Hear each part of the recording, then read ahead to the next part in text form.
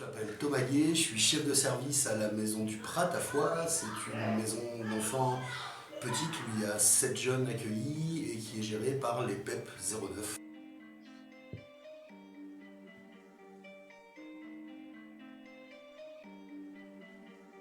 Là, ce soir, on fait une soirée spéciale autour de la culture hip-hop, du rap, de la photo, de l'image. On est deux éducateurs avec une stagiaire et deux intervenants d'une association locale.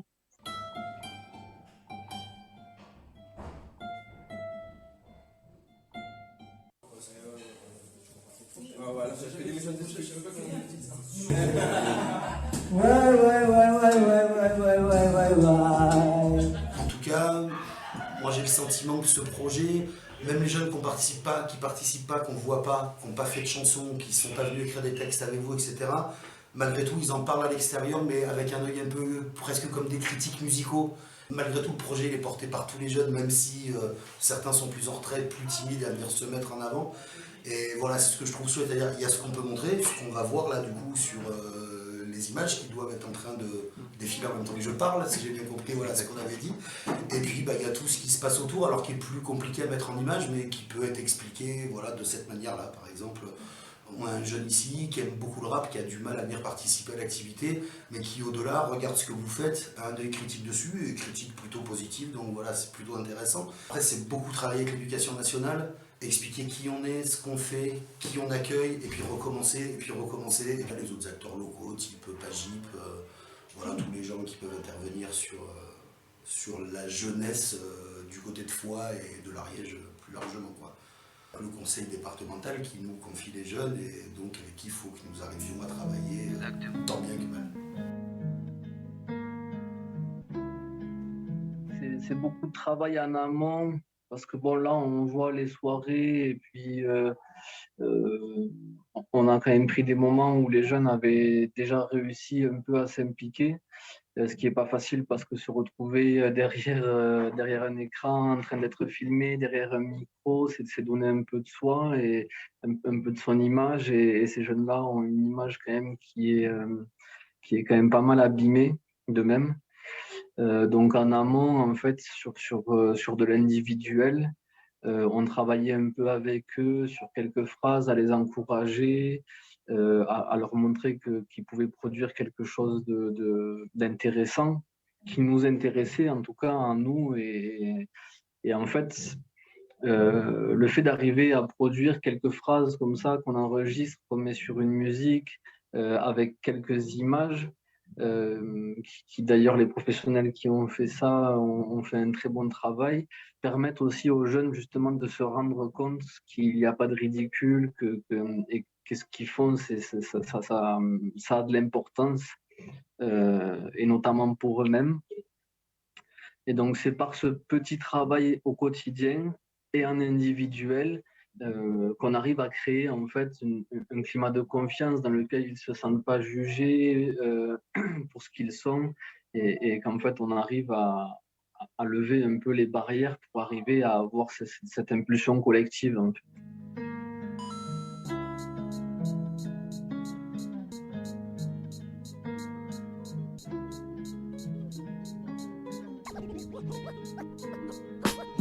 Je voulais te dire, je ne suis pas celui que tu crois, mais comment te dire, il ne faut pas toujours voir ce que tu vois, la route est longue et dure à vivre. Je regrette d'avoir séché les cours, mais je ne pouvais que fuir ce système qui te met de côté, tic, t'es jeune, drogué, énervé, me casse pas les, je vais monter te montrer que j'en ai.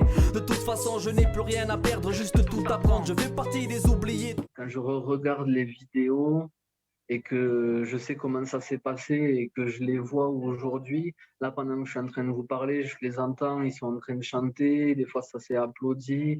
Il y a vraiment une cohésion de groupe qui n'a rien à voir avec ce qu'on a vécu l'année dernière. L'année dernière, c'était du un pour un, ça venait au compte-gouttes. C'était très compliqué pour avoir vraiment de la présence des jeunes pendant le projet. Et là ils y sont tous et ils participent tous. Et c'est même eux qui nous demandent quand est-ce que ça va se produire, quand est-ce qu'on va pouvoir remettre ça en place. Et du coup, moi, ça me fait du bien de me dire que, en tout cas, ce qu'on a réussi, c'est à créer du lien entre eux. c'est surtout ça, sur la question du vivre ensemble, comme je disais un peu au début. On a l'impression de voir des frères, des sœurs qui sont là et qui participent à leur vie, à leur projet, à leur quotidien. Et du coup, ça fait du bien.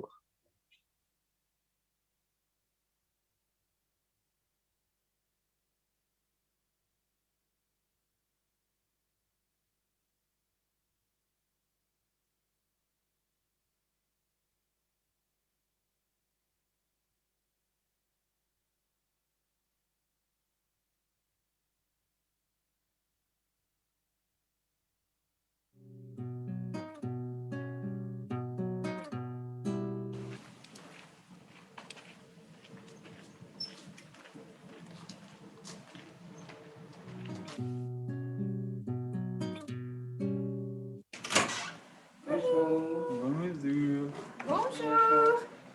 Vous allez bien? Merci. Bon, vous êtes bien accompagnés aujourd'hui, tout va bien? Tout va bien. Bon, bah merci beaucoup alors, super. Bon, vous n'avez pas eu de mal à trouver, c'est bon? Non, ça va. On était déjà venu. Vous avez encore beaucoup de distributions à faire? Oui, deux. Deux encore? Oui, deux. Et c'est pas trop lourd, ça va tout ce que vous avez? Non. Non. On va y aller en voiture.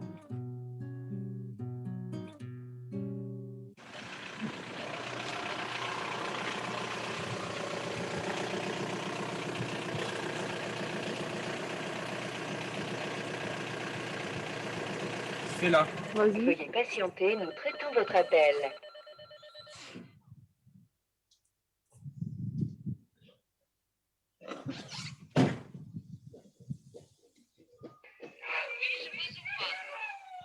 Vous pouvez entrer. Merci.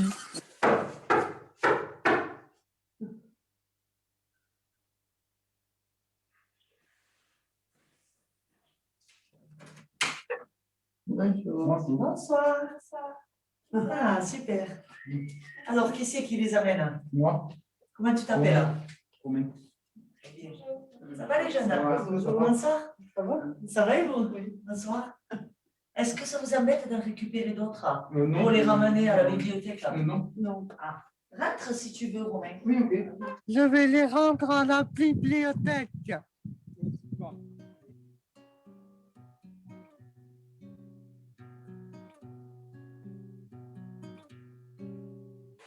Allez, c'est parti. Ouais. Ça fait un tour.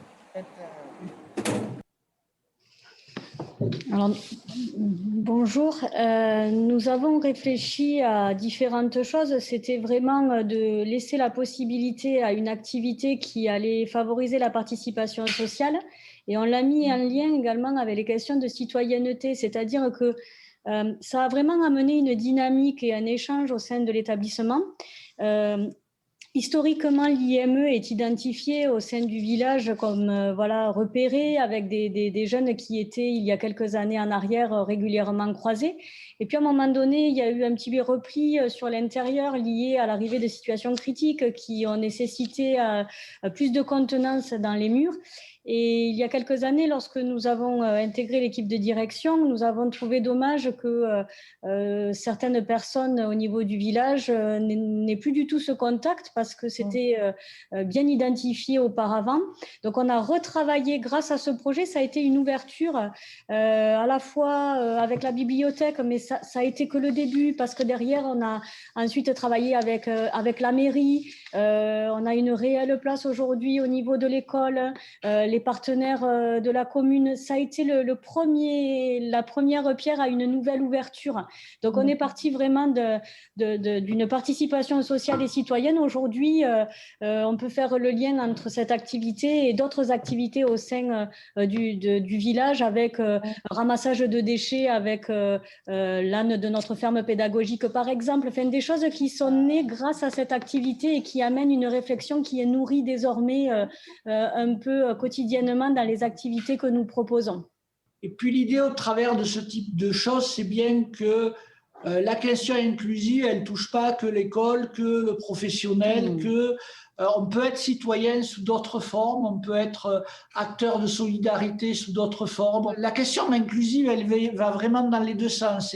C'est un mouvement où on va un peu vers l'extérieur, on s'ouvre au milieu ordinaire et en même temps, le milieu ordinaire s'ouvre à nous. Et puis, c'est des pas qu'on fait ensemble parce que tout ce qui est différent fait un peu peur et naturellement, il faut s'apprivoiser et c'est un processus. Donc. C'est une façon de penser l'accompagnement, c'est-à-dire qu'aujourd'hui, on a de plus en plus d'activités qui s'organisent de cette manière, si on compare avec quelques années en arrière. Et je crois qu'on l'a vu sur la période de confinement, les jeunes, ils sont tellement habitués, ils trouvent tellement de points positifs que le fait qu'on se soit un peu recentré en interne suite au contexte sanitaire, eux, ils sont en demande de quand est-ce qu'on reprend tout ce qu'on faisait, que ça nous manque, quoi. Enfin, régulièrement, ils veulent reprendre le soutien au secours populaire, aller retourner à la bibliothèque. Il y avait des échanges très concrets avec le centre aéré, à la fois du côté du centre aéré, mais en interne avec le centre aéré. Et puis toutes les ouvertures de l'IME pour divers accueils.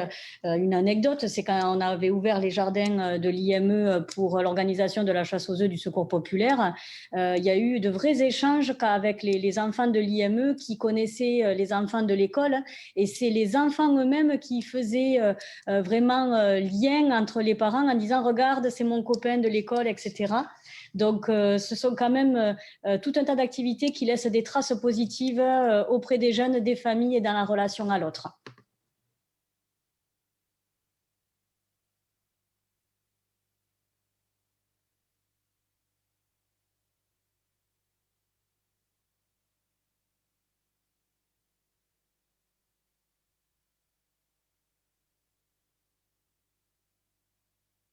Bonjour, moi c'est Chloé, je suis éducatrice spécialisée au CESAD des PEP de la Meuse, où on accompagne des enfants qui ont des troubles spécifiques du langage et des apprentissages, notamment les troubles 10, et aussi des enfants malentendants.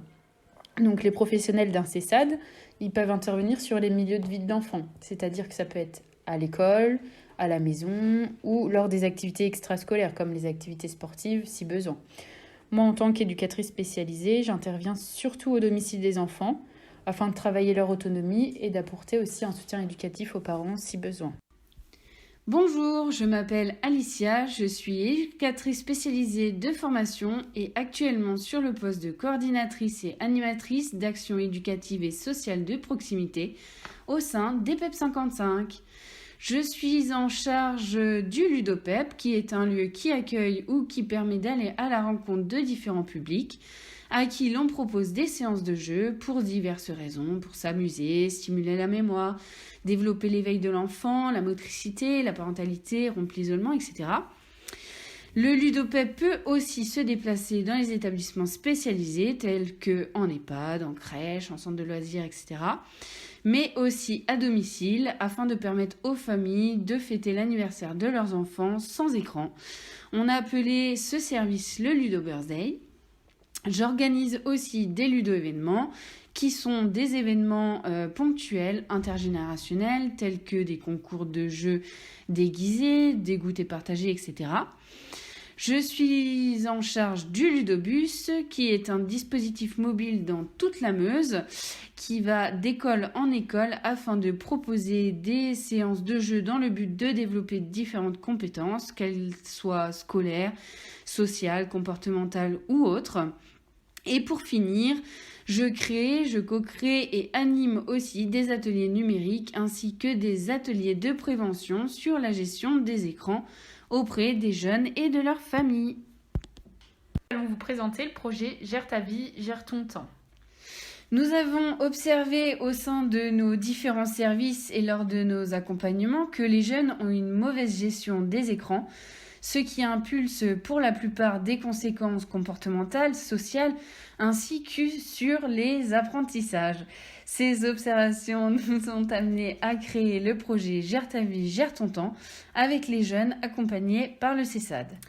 Donc le but de ce projet est de permettre aux jeunes de réfléchir et de prendre conscience de leur mauvaise gestion des écrans, ainsi que des conséquences que cela implique. Nous avons souhaité également sensibiliser les familles tout en valorisant le travail effectué par leurs enfants.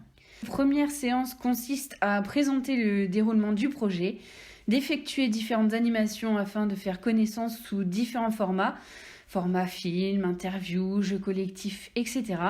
Ainsi que d'aborder le sujet des écrans et la place des écrans dans la vie des jeunes. La deuxième séance se déroulera du coup autour de la mise en scène des jeunes dans leur quotidien. Ils vont filmer et faire le montage de leurs vidéos afin de créer un court-métrage. Le travail autour de cette mise en scène, elle permettra aux enfants de se confronter et surtout de réfléchir à l'usage qu'ils font des écrans. Lors de la troisième séance, nous avons souhaité inviter les familles à visionner la création numérique du groupe. Un débat sera ensuite impulsé et suivi d'un moment de partage autour du jeu. Donc pour clore le projet, on a fabriqué des boîtes à idées à destination des jeunes. Ces boîtes à idées ont pour but de leur proposer différentes activités sans écran.